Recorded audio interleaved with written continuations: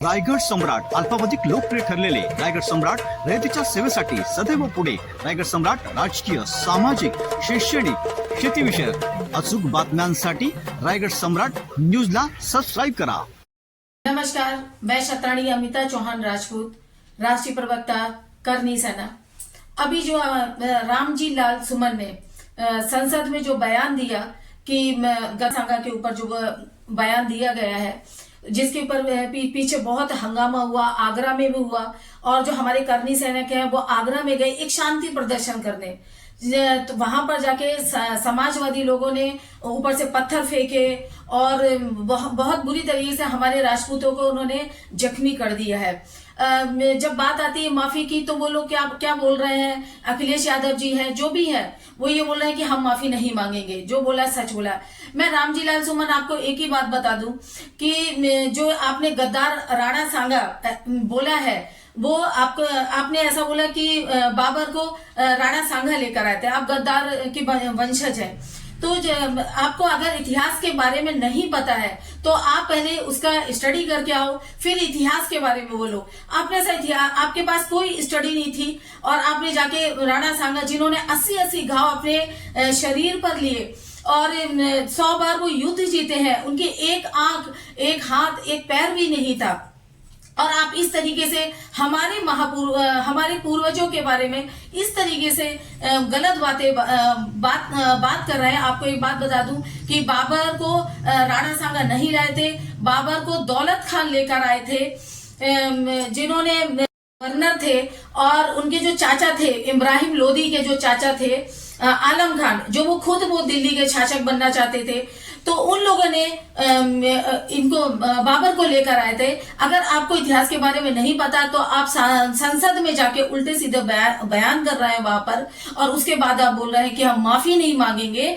और मैं आपको एक बता दूं, हम करनी सैनिक है, और हमारे जो हमने 564 रियासतें हमने देश के लिए दे दी, और हमारे जो देश के लिए सबसे पहले राजपूत ही खड़ा रहता था, और राजपूतों ने जितना बलिदान, योगदान अपने देश के लिए किया है, इतना किसी ने नहीं किया। तो जिस तरीके से आप राजपूतों को दबाने की बातें कर रहे हो, और जब पहले तो आपने राणा सांगा पे बोला, उसके बाद आप बोलने लगे दलितों की बात लेकर आ गए।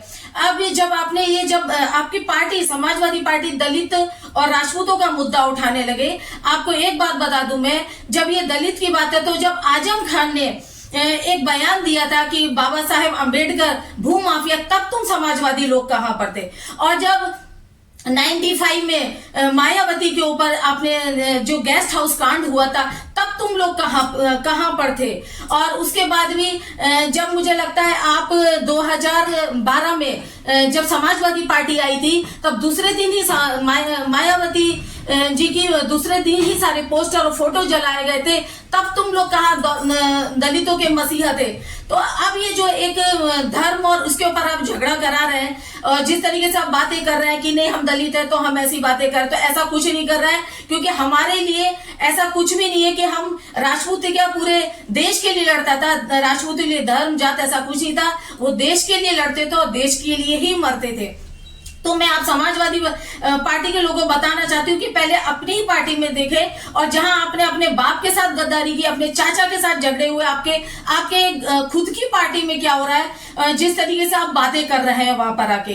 तो और ये भी बोला जा रहा है कि करनी सैनिक ने पत्थर फेंके, या करनी सैनिक ने ऐसा भी बोल रहा है कि करनी सैनिक ने हमला किया।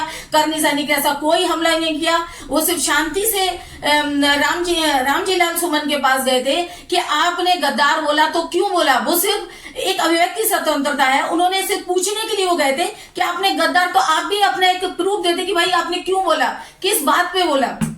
तो आपने ऐसा कुछ भी, और वो आपको ऊपर से पत्थर फेंकने लगे, और आपकी जो भी है घर की, और अंदर से भी पत्थर आ रहे थे, जिस तरह से हमारे जो बहुत करनी सैनिक लहूलुहान हो गए हैं। और मैं योगी सरकार से बोलना चाहती हूँ, जितने भी हमारे करनी सैनिक हैं, हम राजपूत हो गए, एक लड़ाऊ जाता है, और हमारे जितने भी करनी सैनिक हैं उनपे कोई भी केस ना करे, और किसी तरीके से ऐसे जबरदस्ती किसी को परेशान करना, जेल करना, और अगर आप ऐसा किया गया तो देश में बहुत बड़ा बवंडर होगा। सारे अभी आपने राजपूतों की ताकत देखी है, हमारी युवा पीढ़ी नहीं देखी है अभी आपने, और जिस दिन जब ये होगा तो आपका रोकना भी मुश्किल हो जाएगा। आप ये हर घर से राजपूत निकलेगा, हर घर से आएगा और आप ये रोक नहीं पाओगे। इसलिए कोई भी जो आप उल्टे सीधे आप जो केस लगा रहे हैं, जो भी आप उल्टा सीधा कर रहे हैं, उसके लिए आप सोच समझ के, मैं सरकार से बोलना चाहती हूँ कि सोच समझ के आप जो भी है निर्णय लें और हमारे कर्मी सैनिक जो भी हैं उनके साथ कोई अन्याय अत्याचार ना करें। धन्यवाद। जय हिंद, जय महाराष्ट्र।